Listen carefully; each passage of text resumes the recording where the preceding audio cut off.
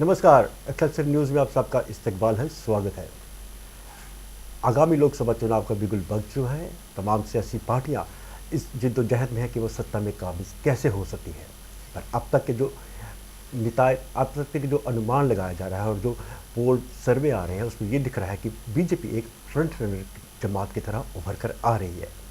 BJP Jammu व कश्मीर में 5 सीटों से चुनाव लड़ रही है और पार्टी का ये मानना है कि वे पांचों की पांचों सीटें ये जीत पाएगी। पर ये क्या संभव है? क्या ये आसान है? पार्टी की क्या रणनीति है?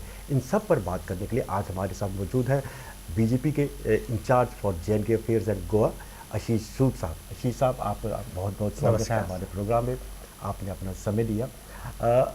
सूद साहब, मैं आपसे पहला सवाल ये पूछता हूँ, रियलिस्टिकली स्पीकिंग पार्टी का क्या एनालिसिस है और पार्टी की क्या प्रोजेक्शन है with regard to BJP J&K जो कमिंग पार्लियामेंट्री चुनाव है? देखिए, हम पिछली बार 4 लोकसभा में से 2 लोकसभा चुनाव जीते थे।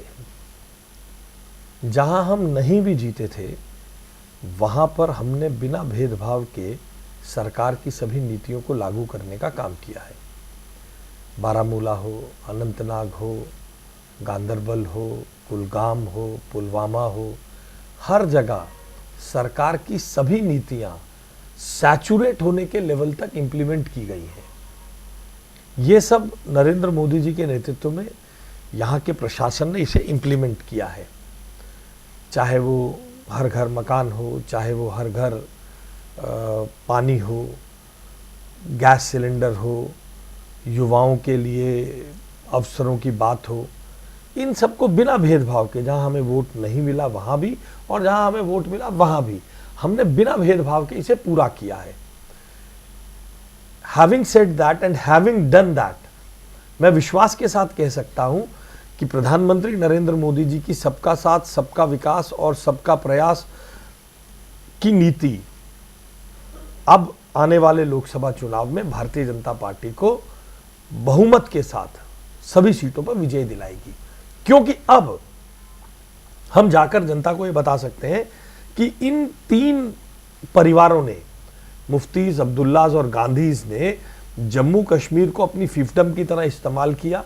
यहाँ के युवाओं को, यहाँ के आवाम को, यहाँ की जनता को, यहाँ के बाशिंदों को केवल लूटा और अपनी प्रजा की तरह इस्तेमाल किया। हम हैं जिन्होंने यहाँ पर पहला मौका मिलते ही डेवलपमेंट का काम किया है। सड़कें बनी हैं, पुल बने हैं, एयरपोर्ट बने हैं, IIM, IIT, मॉल्स, सिनेमा घर, एक सामान्य जनजीवन करने का काम किया है। इस आधार पर हम वोट आज मांग सकते हैं और मैं इसको विश्वास के साथ कह सकता हूं कि हमारे काम पर जनता हमें वोट देगी। सूद साहब, आपने कहा कि आपका जो टच स्टोन रहेगा आपकी जो आपकी इलेक्शनियरिंग का, वो ये रहेगा कि आप डेवलपमेंट के काम यहाँ पे काफ़ी तेज़ हुए, without any discrimination, on any basis आपने काम किए। पर क्या आपका ये इशारा है कि जो पूर्व की जो सरकार रही उन्होंने जम्मू व कश्मीर या किसी एक खित्ते को लेकर डिस्क्रिमिनेटरी अप्रोच अपनाई? ये तो पिछले सालों में दिखता ही रहा है। श्रीनगर से चीज़ें चलती थी और श्रीनगर के बाहर पहुंचती नहीं थी। कश्मीर घाटी के भी बाकी जिलों में उसका इम्प्लीमेंटेशन प्रॉपर होता नहीं था। आप देखिए, टूरिज्म को डेवलप करने का काम, कश्मीर को दूसरा स्विट्जरलैंड, कश्मीर को स्वर्ग कहा जाता है, मगर वहां के टूरिज्म को डेवलप करने का काम क्या जम्मू कश्मीर की उन सरकारों ने किया? जिस प्रकार से होटल की इंडस्ट्री डेवलप होनी चाहिए, और कश्मीर ही क्यों, it is the state of Jammu and Kashmir. तो जम्मू में रिलीजियस टूरिज्म के अवसर है, जम्मू एजुकेशनल हब बन सकता था, इनके लिए कुछ काम नहीं हुआ। IIT बना जम्मू में, IIM बना जम्मू में, तो ये तो भारतीय जनता पार्टी की नरेंद्र मोदी सरकार के प्रयासों से ही बना। उन्होंने तो कभी सोचा ही नहीं। तो बिल्कुल डिस्क्रिमिनेशन करते रहे। अपने घर भरने का काम इन 3 परिवारों ने किया है।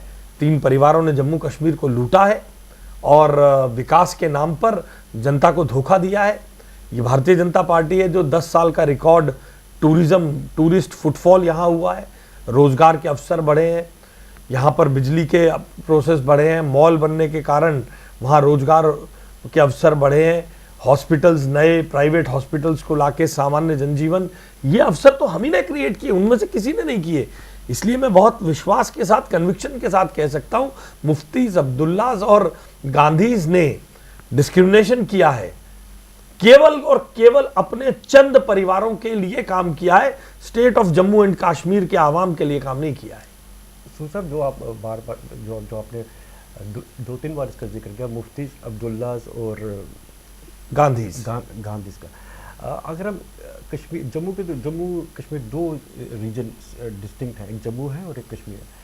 जहाँ की रीजनल पार्टीज़ की बात रहेगी, एनसी और पीडीपी का, उनका जम्मू, खास करके जम्मू प्लेन्स की बात करें तो ज़्यादा उनका इन्फ्लुएंस इतना नहीं है जितना है।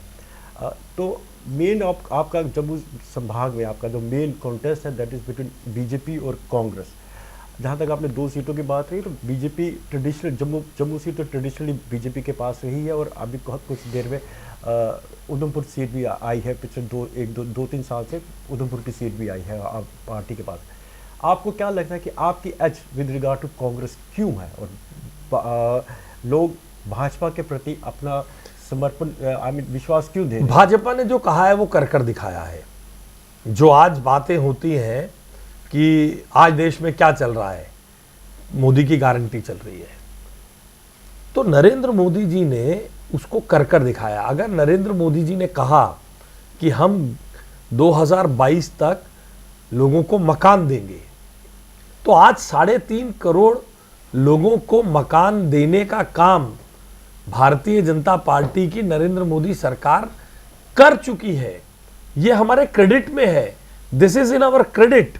अगर हमने कहा कि देश में 18,000 गांव 75 साल बाद भी बिना बिजली के हर गांव में बिजली पहुंचाएंगे, हमने पहुंचा कर दिखाया है। अगर हमने कहा कि बिना भेदभाव, आपको तो याद है कांग्रेस के नेता कहा करते थे कि हम 1 रुपया भेजते हैं 15 पैसे ही लोगों तक जाता है, भ्रष्टाचार खत्म कर देंगे, सरकारी नीतियों में भेदभाव खत्म कर देंगे, अगर हमने कहा तो ये कर दिखाया है। जम्मू में भी लगभग 20 लाख से ज़्यादा किसान परिवारों के पास बिना किसी भेदभाव के on the click of the mouse उनके खाते में उनकी किसान सम्मान निधि का पैसा हम भेजते हैं। तो निश्चित रूप से हम में और कांग्रेस में जो सबसे बड़ा अंतर है, last mile delivery of schemes का है। नरेंद्र मोदी जी के नेतृत्व में स्कीम्स की delivery to the extent of saturation with every individual in the society, वहां तक गई है। और स्कीम अनाउंस हुई है, नरेंद्र मोदी जी ने कहा उद्घाटन भी हम शिलान्यास भी हम करते हैं, उद्घाटन भी हम करते हैं। ऐसी अनेकों इंसिडेंट्स हैं, ऐसे अनेकों काम हैं जो वर्षों तक नहीं हुए। आपकी एक कठुआ वाली रेल लाइन को ही आप देख लीजिए, इसको पूरी होने का, इसको लंबा अंत तक आने तक का काम नरेंद्र मोदी जी का ही इंतजार कर रही थी जनता। शायद भाग्य ने शायद यहाँ तक की लाइन को पूरा कर माता के चरणों तक उन चीज़ों को लाने का सौभाग्य शायद नरेंद्र मोदी जी को ही दिया था। हाँ, वो प्रोजेक्ट तो वैसे वाजपेयी जी के टाइम में इसको नेशनल प्रोजेक्ट अनाउंस हुआ था। हालांकि इसकी जो परिकल्पना थी वो इंदिरा गांधी के बाद हुई थी, बाकी सरकारों ने भी इसके पर काम किया।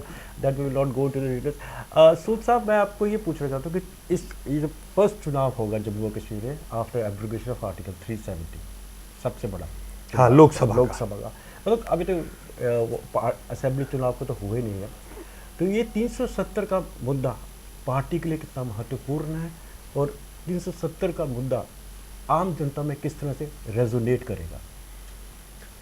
देखिए, 1952 से ही भारतीय जनता पार्टी जब अपने पहले अवतार में, जिसको आपके पत्रकारों की भाषा में इन इट्स ओरिजिनल अवतार ऑफ जनसंघ जब हम थे, तो हम कुछ बातें कहते थे। यूनिफॉर्म सिविल कोड लागू करेंगे, धारा 370 हटाएंगे, राम मंदिर का पुनरुद्धार करेंगे। ये हमारी कन्विक्शन थी। हमारे नेताओं ने, आदरणीय श्यामा प्रसाद मुखर्जी जी ने अपनी कुर्बानी दी। एक देश में 2 विधान 2 प्रधान नहीं चलेंगे, हमारी कन्विक्शन थी। हमने इसे हटाना था। हमारा मानना है कि समाज के विभिन्न तबकों के साथ, गोरखा समाज हो, वाल्मीकि समाज हो, यहाँ की बेटियाँ हों, उनके साथ 370 के कारण बहुत दुर्व्यवहार होता था, और 370 ही सबसे बड़ा कारण था जिसके कारण से देश को तोड़ने वाली ताकतों को प्रश्रय मिल जाता था। तो आज जब पत्थर की जगह युवाओं के हाथ में लैपटॉप है, जब हड़ताल के कैलेंडर की जगह समय पर एग्जाम्स हो रहे हैं, डिग्रियां मिल रही हैं, कॉन्वोकेशंस हो रहे हैं, तो निश्चित रूप से रेसोनेट करेगा, निश्चित रूप से करेगा। मतलब आपका कहना यह है कि आफ्टर एब्रोगेशन ऑफ आर्टिकल 370 यहाँ पे पीस और डेवलपमेंट का प्रोसेस वो ज़्यादा तेज़ी से आया है और जो लोग डिस्क्रिमिनेट हो रहे थे उनकी डिस्क्रिमिनेशन हटी है। देखिए, जनजीवन आसान हो गया। आप कल्पना करिए ना, एक वाल्मीकि समाज की बेटी पीएचडी कर लेती है, मगर उसे नौकरी आप नहीं करने देंगे, उसे नौकरी करने अपने राज्य से बाहर जाना पड़ेगा। अमानवीय था ये, अमानवीय था ये। तो ये जनजीवन सामान्य हो गया, विभेद हट गया, डिस्क्रिमिनेशन हट गया और समाज में तेजी से तरक्की आने लग गई, टूरिस्ट का फुटफॉल बढ़ने लग गया, लोग सिक्योरिटी के साथ रहने लग गए और स्कीम्स लास्ट माइल तक जाने लग गई। सूचना व प्रोग्राम के आखिरी लम्हों में एक दो सवाल मैं आपसे करूंगा। पार्टी के लिए सबसे बड़ी जम्मू में संभाग में मान सकता हूं कि पार्टी की एक ग्रिप भी है, इसमें इसकी रेजोनेंस भी है, लोगों के प्रति झुकाव भी है, जीत सीटें पे 2 बार से निरंतर जीत रही है। सबसे आपके लिए प्रमुख चुनौती रहेगी कश्मीर संभाग में लेकर, जो 99% मुस्लिम मेजॉरिटी एरिया है और बीजेपी को काफ़ी हल्कों में प्रो हिंदू पार्टी माना जाता है और देखा जाता है। मुस्लिम समाज को आपको क्यों लगता है कि मुस्लिम समाज आपके प्रति एक विश्वास प्रकट करेगा? और सेकेंडली, मैं इसलिए फ्रेम कर रहा हूँ क्वेश्चन को, पार्टी ने अभी तक रेस्ट ऑफ द इंडिया में किसी मुस्लिम कैंडिडेट को टिकट नहीं दी है। देखिए, मेरा मानना यह है कि नरेंद्र मोदी जी 140 करोड़ देशवासियों के लिए काम करते हैं। हिंदू और मुसलमान देखकर काम नहीं किया जाता। ये इस सरकार ने नया वर्क कल्चर डेवलप कर दिखाया है। मैं इसमें ये कहना चाहता हूँ, हाँ ठीक है, लोगों ने, भारतीय जनता पार्टी के जो राजनीतिक विरोधी हैं, उन्होंने हमारी छवि ऐसी बनाने की कोशिश की है, मगर 10 साल हमारे ट्रैक रिकॉर्ड के हमारे साथ हैं, नरेंद्र मोदी जी के ट्रैक रिकॉर्ड के हमारे साथ हैं कि कैसे बिना भेदभाव के, मैंने पहले भी आपसे कहा, बिना भेदभाव के, बिना ये देखे ये मुस्लिम है, ये हिंदू है, ये सिख है, ये बौद्ध है, ये पारसी है, बिना भेदभाव के आप वोट दीजिए या मत दीजिए, आप भारतीय हैं, हम सेवा भाव से स्कीम्स को आप तक लेकर आएंगे। ये मुझे लगता है has been instrumental in changing the image of this government and our party. Our party has also walked miles. We have covered miles to reach out to the various sections of society, whether they be religious or other sectors, professionals and others, to explain our position, our commitment to सबका साथ, सबका विकास and सबका प्रयास, सबका विश्वास भी। आपने कहा कि आपकी जो, मैं लास्ट सवाल आपसे पूछ रहा, आपने अपने सवाल में कहा कि आपकी पार्टी ने इस किसी भी तरह से मतभेद नहीं किया, कोई भेदभाव की नीति नहीं अपनाई, चाहे आपने वोट दिया चाहे नहीं दिया। आपने पिछले सवाल में आपने कहा था, प्रजा परिषद का जिक्र किया था, जनसंघ के टाइम से, मतलब जहाँ तक मेरा पर्सनल एनालिसिस है, भारतीय जनता पार्टी को इस मुकाम पे जो पहुंची है भारतीय जनता पार्टी, उसमें जम्मू संभाग की बहुत बड़ी भूमिका रही है, क्योंकि प्रजा परिषद की मूवमेंट ही अगेंस्ट 2 अलग संविधान और अलग निशान को लेकर हो रही थी। पर आप जम्मू संभाग में एक फीलिंग है और काफ़ी आपके प्रतिद्वंदी इस बात को उठाते हैं कि जम्मू संभाग में जो मेन बिजनेस है वो जिसको कोट अनकोट आउटसाइडर्स के पास चला गया है, इसे कहीं ना कहीं बिजनेस, पॉलिटिकल तो मैं बात नहीं कर रहा है इस वक्त, as well as the economy and business sense is concern, वो डिसएम्पावर्ड हुए हैं। तो वो सुबह जो जिसकी इतनी बड़ी भूमिका रही है पार्टी के उतार में, तो वहाँ तक पहुँचने में, तो इस फीलिंग को आप किस तरह से एड्रेस करेंगे? जैसे वो कहते हैं शराब के ठेके बाहर चले गए, बजरी का ठेका बाहर चला गया, रेत का ठेका बाहर चला गया, मेन कॉन्ट्रैक्ट्स बाहर के लोगों को चले गए, तो इस फीलिंग को तो आपको एड्रेस करना पड़ेगा, जो आपका डेडिकेटेड वर्कर है। देखिए, ये एक दुष्प्रचार सरकार के खिलाफ चलता ही रहा है। पहले जिस प्रकार से मैंने कहा 3 परिवार अपनी मर्जी से कुछ लोगों पर ये चीज़ दे दिया करते थे, अपने पॉलिटिकल फीफडम मानकर वर्तमान सरकार ने इसको वाइड ओपन कर दिया है। पहले केवल कुछ परिवारों के साथ जुड़े हुए कुछ परिवार जम्मू कश्मीर में इसका लाभ लेते थे। अगर मान लीजिए कि मैं किसी भी एक चीज की बात करता हूं, अब वो ट्रांसपेरेंटली प्रॉपर टेंडर सिस्टम के साथ होने के कारण जम्मू कश्मीर के बाकी युवाओं के लिए भी उसके रास्ते खुलते हैं, बाकी युवाओं के लिए भी उसके मौके बनते हैं। तो मेरा ऐसा मानना है ये एक दुष्प्रचार है। हम इस दुष्प्रचार को लड़ रहे हैं, हम इस दुष्प्रचार को जनता को ये समझाने में कामयाब भी हुए हैं कि देखिए, ट्रांसपेरेंसी आने से, एक रीजनेबल फेयर प्लेइंग फील्ड होने से सबको अवसर मिलता है। ये केवल अपने अपने परिवारों को और उनके साथ कुछ जो लोग ओबलाइज होते हैं उनको देने की बजाय जम्मू के लाखों नौजवानों के पास वो अवसर जाए। इतनी सारी नौकरियां बटी अभी, कुछ सब इंस्पेक्टर्स और बाकी सब जो भी नौकरी हुई, पहले तो पर्ची पे नौकरी बटती थी, फोन पे नौकरी बटती थी। अब बहुत सारे ऐसे परिवार आपको मिलेंगे जिन्होंने अप्लाई किया और उम्मीद नहीं थी। ट्रांसपेरेंटली नौकरियां जनता के, यहाँ के युवाओं को जम्मू कश्मीर का प्रशासन दे पा रहा है। तो ये एक अपना, इसको काउंटर करने का, इस नैरेटिव को, इस झूठे नैरेटिव को काउंटर करने का हम प्रयास भी कर रहे हैं और अपने काम से भी उसे कर पा रहे हैं। सूद साहब, एक और सवाल आजकल बड़ा ज्वलंत है, जिससे कांग्रेस का बार बार आरोप ये लग रहा है कि उनका मौजूदा गवर्नमेंट सरकार, जो मोदी गवर्नमेंट है, वो टैक्स टेररिज्म की तरह का फैला रही है। अपने जो मुखालफिन है, खासकर कांग्रेस, उसको टेरराइज कर रही है थ्रू टैक्स। और उनके ये भी कहना है कि उनको टैक्स नोटिस दिए जा रहे हैं विच आर डिसप्रपोर्शनेट, और ये कि उनकी पार्टी के जो टैक्स, वो जो अकाउंट्स है उसको फ्रीज कर गया है। तो वो कह रहे हैं कि ये डेमोक्रेसी के ऊपर प्रहार है। इसको लेकर आपका क्या कहना है? देखिए, कांग्रेस हमेशा से एक सेंस ऑफ एंटाइटलमेंट में चलती रही है। परिवारवादी दल है, ये सब एक सेंस ऑफ एंटाइटलमेंट के साथ चलते हैं। इनको ये समझना चाहिए कि देश में अब सबके लिए बराबर के अवसर और बराबर का कानून है।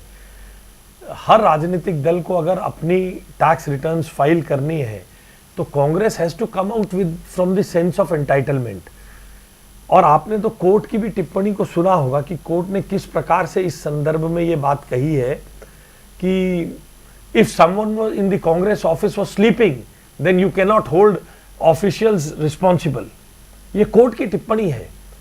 तो कांग्रेस अगर उसे टैक्स देना है, 2017-18 से ये मामला चल रहा है और उसको एक्यूमुलेट होते होते कांग्रेस उस टैक्स को जमा नहीं कर रही है, और आज इनकम टैक्स जब उस पर कार्रवाई करता है, इनकम टैक्स ने तो उतना ही प्रोपोर्शन अकाउंट का रोका है जितना अपने लिए जो इनकम टैक्स को पैसा मिलना है।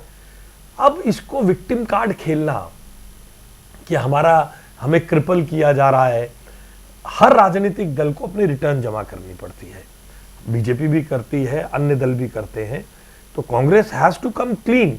कांग्रेस के ऊपर क्षमा चाहता हूं, कांग्रेस के ऊपर इस प्रकार के आरोप लगते ही रहे हैं कि वो 2000 रुपए प्रति व्यक्ति जो एक बिना डिस्क्लोजर के पैसा आता है, तो कमलनाथ से कुछ पैसा कुछ इंजीनियरिंग कंपनियों से कुछ पैसा दिखाकर एक बहुत बड़ा 626 करोड़ से ज़्यादा का रकम के संदर्भ में ये बातें हैं, जिसके कारण बढ़ते बढ़ते आज ये स्थिति आई है कि कांग्रेस को टैक्स चुकाने के लिए उसके अकाउंट को फ्रीज करना पड़ा है। Congress has to come out with the sense of entitlement. इसको अब बाहर आकर कानून सम्मत तरीके से कांग्रेस को इसे करना चाहिए, और कोर्ट की टिप्पणी पर कांग्रेस को अपने अंदर विचार करना चाहिए। When court asks if someone in the Congress office was sleeping, we are not responsible. तो सूद साहब का कहना है कि पार्टी को विश्वास है कि 500 की 500 सीटें पे जीत हासिल करेगी। पार्टी ने जो काम किया है नरेंद्र मोदी के नेतृत्व में, वो अपने आप पे सेल्फ रिफ्लेक्टिव है, किस तरह से विकास हुआ है। और पार्टी जो है वो जितना इसके खिलाफ दुष्प्रचार भी कर रहे हैं, उसका ना सिर्फ सामना कर रही है, बल्कि फैक्ट से उसको काउंटर भी कर रही है। तो सूद साहब, आपने अपना समय दिया, अपने विचार रखे। अब आने वाला समय ही बताएगा कि आपके विचार आम वोटर के साथ किस तरह से रेजोनेट करते हैं। इसके लिए आपका बहुत बहुत धन्यवाद। शुक्रिया।